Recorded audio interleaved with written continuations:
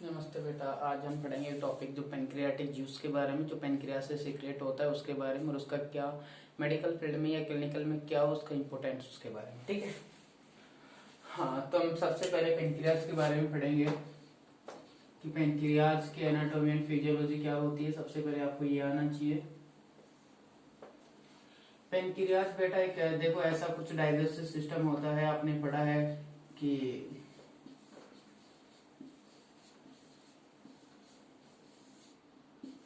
ठीक है। ओके, ये जो ऑर्गन होते हैं ये आपका स्टमक होता है और ये आपकी छोटी आंत होती है और इधर एक और ऑर्गन होता है जैसे, और वो एक डक्ट के रूप में यहाँ जुड़ता है। इधर आपका फिर लीवर होता है ट्रायंगुलर शेप में।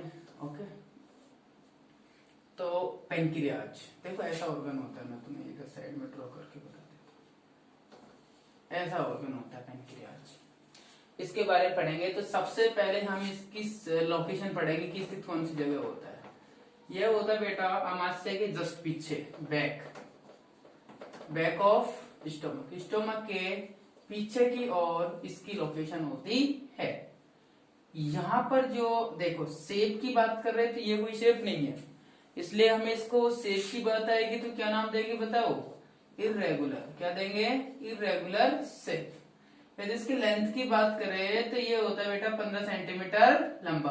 तो लेंथ होती है बेटा इसकी 15 सेंटीमीटर। वेट की बात करें तो वेट होता है इसका लगभग 60 ग्राम। तो वेट यहाँ होगा लगभग 60 ग्राम। ओके, इसके बाद में कलर की बात करें तो कलर इसका होगा बेटा पिंक। अब देखो सिस्टम क्या होता है। यह पेनक्रियास हमारी बॉडी का एकमात्र ऐसा अंग है जो आपका एंडोक्राइन भी होता है और एक्सोक्राइन भी होता है। देखो एंडोक्राइन और एक्सोक्राइन का मतलब क्या होता है? एंडोक्राइन और एक्सोक्राइन सिस्टम ऐसी ग्रंथियां जो अपना सीक्रेट करके पदार्थ जो हार्मोन सीक्रेट करती है, एंजाइम सीक्रेट करती है, उनको डायरेक्ट ब्लड में डालती है। उनको ले जाने के लिए कोई डक्ट नहीं होती, उनको कहते हैं endocrine system, endocrine gland.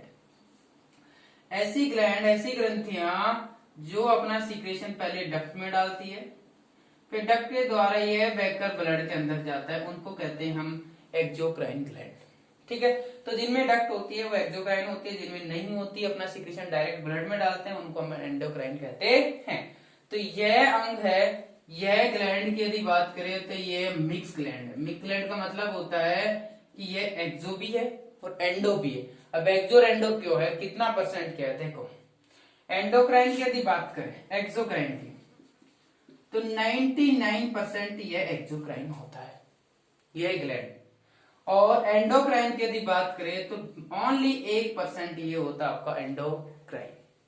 Okay, endocrine क्यों होता है? क्योंकि यहां पर पेनक्रियाटिक जूस का निर्माण होता है और एंजाइम का निर्माण होता है। ठीक है, तो यहाँ इसमें कुछ छोटी छोटी सेल्स पाई जाती है जिनको हम लोग एसिनी कहते हैं। क्या कहते हैं? एसिनी। अब ये तो जनरल इंट्रोडक्शन था। एंडोक्राइन 1% होता है, तो 1% में एंडोक्राइन का क्या रोल होता है? देखो मुख्य रूप से पेनक्रियाज में 4 प्रकार की सेल्स होती है, अल्फा, बीटा, डेल्टा एंड आपकी पीपी सेल्स।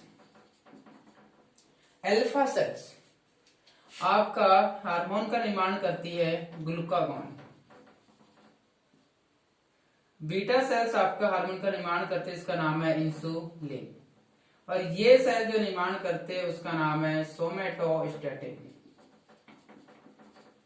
पीपी सेल्स बहुत ही कम मात्रा, माइनर केसेस विल बी, मतलब पेनक्रियाज में न के बराबर जो सेल्स पाई जाती है, पेनक्रियाटिक सेल्स बोलते हैं इनको, पीपी सेल्स। इसके बाद में हम बात करेंगे कि यहाँ पर ये पेनक्रियाज एक जूस का निर्माण करता है जिसको कहते हैं हम पेनक्रियाटिक जूस।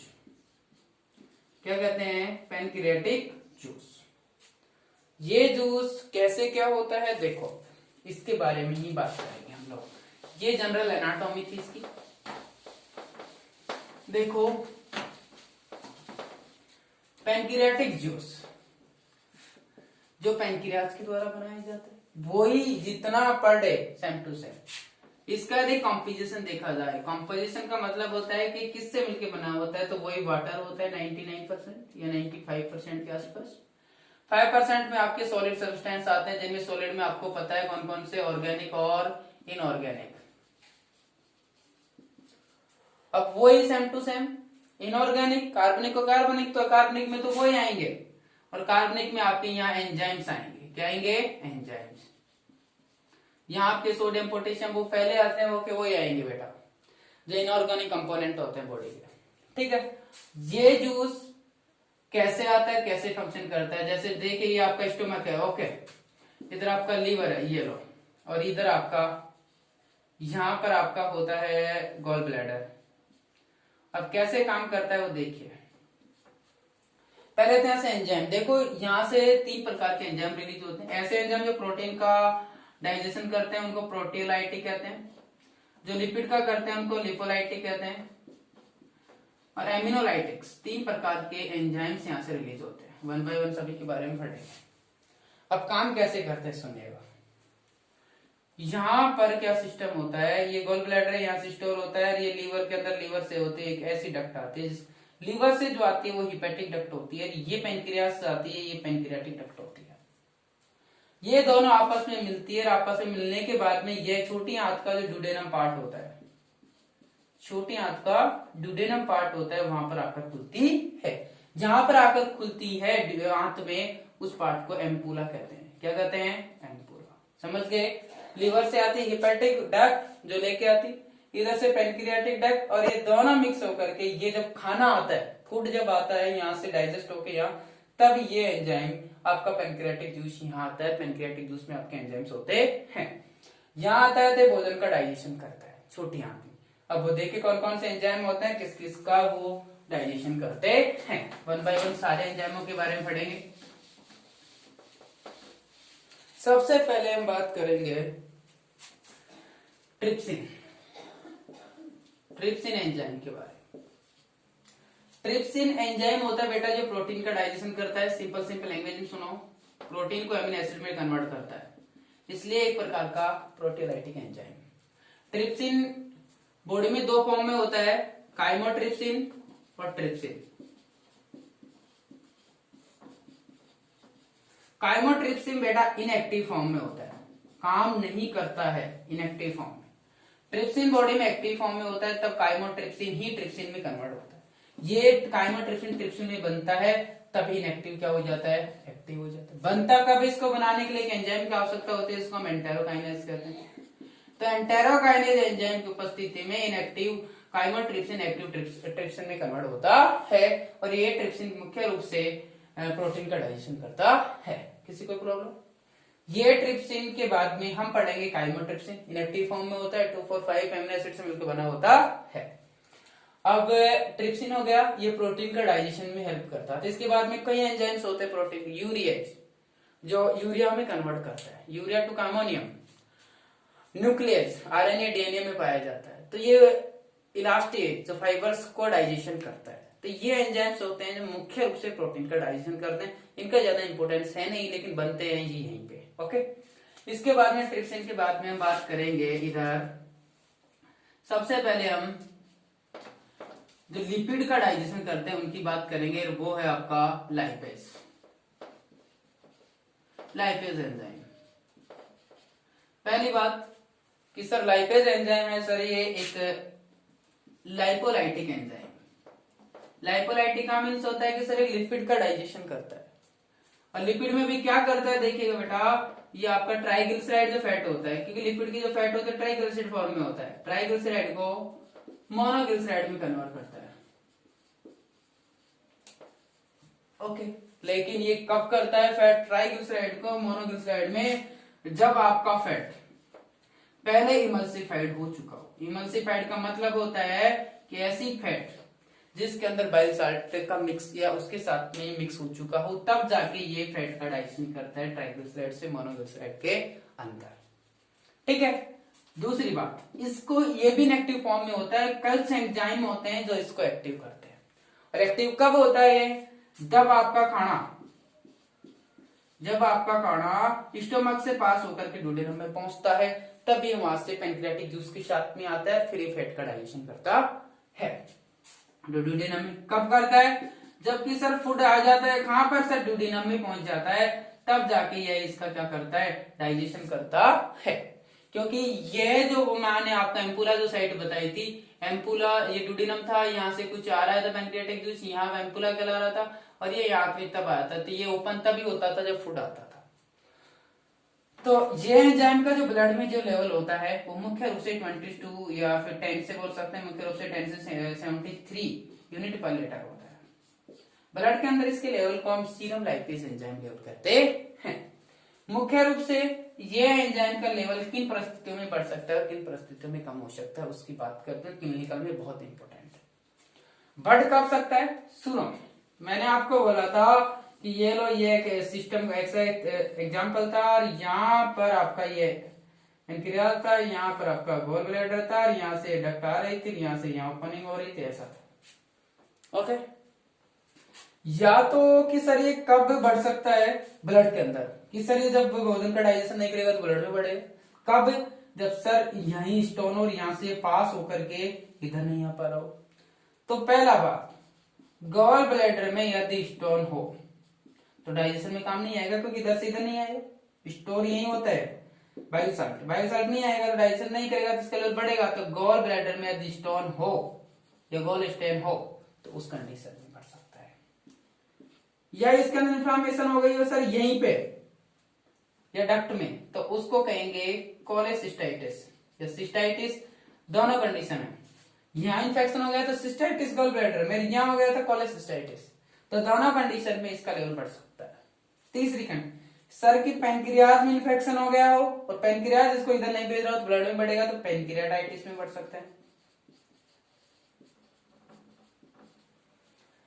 इसके अलावा कि सर यदि पेनक्रियाज में कैंसर हो, पेनक्रियाज में यदि कैंसर होगा तो ये सेल काम नहीं कर पाएगी, ये सेल काम नहीं कर पाएगी तो यहाँ से आगे जा नहीं पाएगा, तो इस कंडीशन में आपका लेवल बढ़ सकता है। तो पेनक्रियाटिक कैंसर में भी इसका लेवल आपका बढ़ा हुआ मिल सकता है। ओके, ये काम हो गया। ये इसके इंपोर्टेंट थे लाइपेज एंजाइम। ध्यान रखना, नॉर्मल कंडीशन ब्लड में 10 to 73 यूनिट पर लीटर होता है। इसके बाद में हम बात करेंगे एमाइलेज। किसकी? एमाइलेज की। देखो एमाइलेज क्या होता है।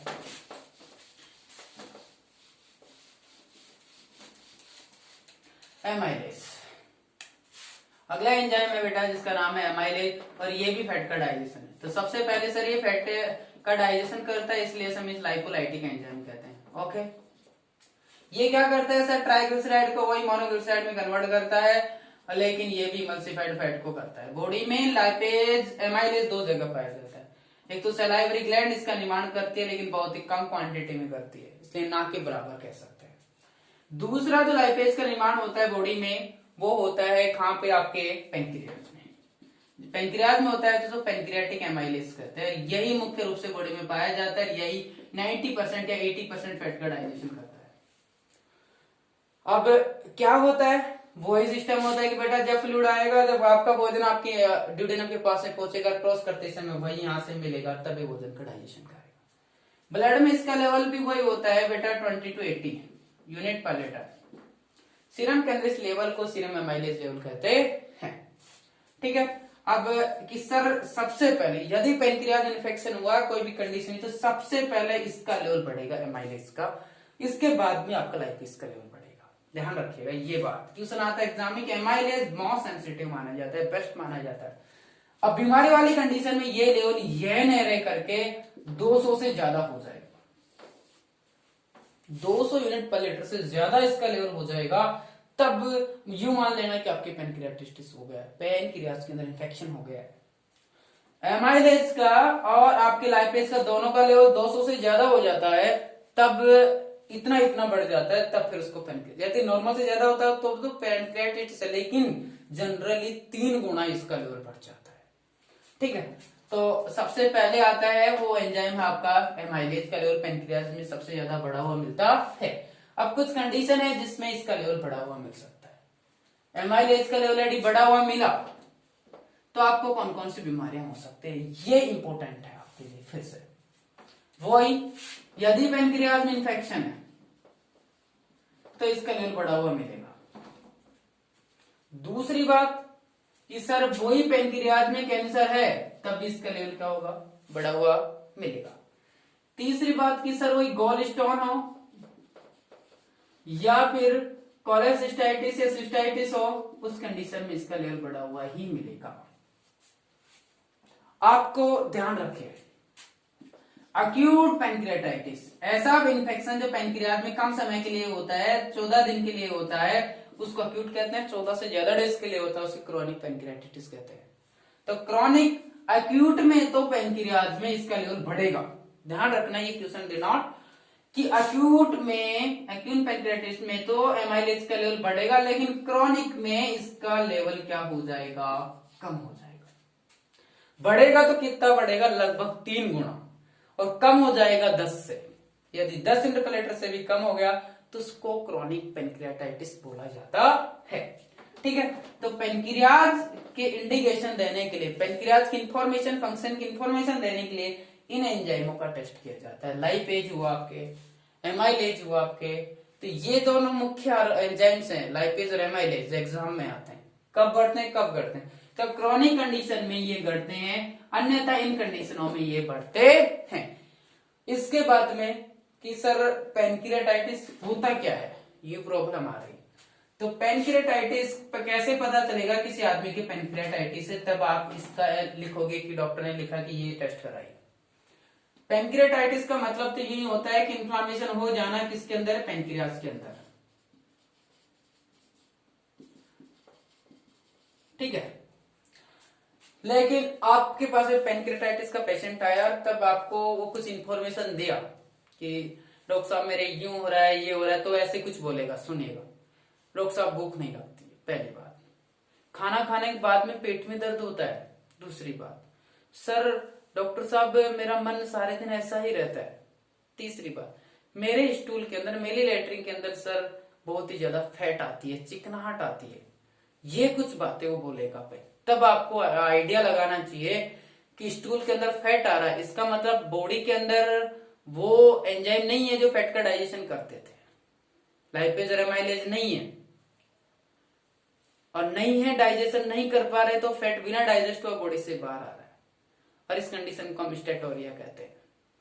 तो ऐसे कुछ कंप्लेंट करेगा, तो किस पेशेंट के यदि पैंक्रियाज इंफेक्शन होता है तो यूं बोलेगा, एब्डोमिनल पेन होता है, कब, खाना खाने के बाद में, पहले नहीं। बिकॉज सुन लो क्यों होता है, पहले क्यों नहीं हुआ, बाद में क्यों हुआ। खाना जब पहुंचेगा यहाँ पे, तभी तो इधर से ये पैंक्रियाटिक जूस आएगा। तो खाना जैसे ही पहुंचा, हमारे से मेरा खाना क्रॉस होते हुए जब गया, जब यहां से एंजाइम आया या नहीं आया, तब उसके पेन हुआ, फैट का डाइजेशन नहीं हुआ यहाँ पे, इसलिए उसके क्या हुआ, पेन हुआ। फिर यहां से जो खाना आया तो उसमें फैट था, वो डाइजेशन नहीं हुआ, नीचे चला गया, बॉडी के द्वारा बाहर हो गया, तो स्टूल के अंदर आपको फैट देखने को मिला, और उस कंडीशन को आपने कहा स्टेटोरिया। क्या कहा, स्टेटोरिया। ओके, इसके बाद पेशेंट स्टेटोरिया होएगा, इसके बाद में पेशेंट यूं कहेगा कि एनोरेक्सिया, भूख नहीं लगती है साहब बिल्कुल भी, मन चिड़चिड़ा रहता है, थकान रहती है, सारे दिन यूं ही चलता है, तो इस पेशेंट को फिर पैंक्रियाटाइटिस ही है। क्या है उसका, पैंक्रियाटाइटिस। एक चीज बीच में रह गई थी, उसके बारे में उन्हें पढ़ा नहीं, सेल्स के बारे में। पैंक्रियाज में 4 सेल्स होती है, alpha cells, beta cells, delta cell and baby cells. Alpha cells का जो हार्मोन होता है वो होता है आपका ग्लूकागॉन। ग्लूकागॉन मैंने आपको बोला था तब। ये एंजाइम ब्लड में ग्लूकोज के लेवल को बढ़ाता है, ध्यान रखिए। ब्लड में ग्लूकोज के लेवल को कौन बढ़ाता है, ग्लूकागॉन हार्मोन। इंसुलिन आता है बीटा सेल से, और ये इस ग्लूकोज के लेवल को कम करता है। इंपॉर्टेंट क्वेश्चन आपसे पूछ सकता है कि ग्लूकागॉन का क्या फंक्शन होता है, तो ग्लूकोज के लेवल को बढ़ाता है, अभी ज्यादा ही बढ़ाने लगता है तो इंसुलिन उसको कम भी करता है। तो दोनों प्रकार की सेल्स होती है। पैंक्रियाज के बारे में थोड़ा और जानकारी के लिए तो बता देता हूं कि ये पैंक्रियाज होता है, पैंक्रियाटिक डक्ट होती है। इस वाले पोर्शन को टेल कहा जाता है, पीछे वाले को, और सबसे ज्यादा सेल्स होती है बीटा सेल्स, टेल में पाई जाती है। इस वाले को हेड कहा जाता है, और बीच वाले पोर्शन को बॉडी कहा जाता है। सबसे ज्यादा ये क्वेश्चन पूछा जाता है, कई बार एग्जाम में पूछा है कि बीटा सेल्स पेनक्रियास के कौन से पार्ट में पाई जाती है, तो ध्यान रखिएगा कौन से टेल वाले पोर्शन में यह सेल्स पाई जाती है। किसी पेशेंट को पेनक्रियाटाइटिस है तो उसकी बॉडी में इन एंजाइमों का लेवल देखेंगे, एमाइलेज और लाइपेज का मुख्य रूप से, और इनका लेवल 200 से ज्यादा मिलेगा या उससे कम मिलेगा, लेकिन नॉर्मल से ज्यादा मिला तो उसको ज्यादातर इंफॉर्मेशन पेनक्रियास से रिलेटेड इंफ्लेमेशन की होती है। ठीक है, तो ये कुछ टॉपिक था पेनक्रियास के बारे में। Okay, potentially thank you. ये कंप्लीट होता है इसके साथ में।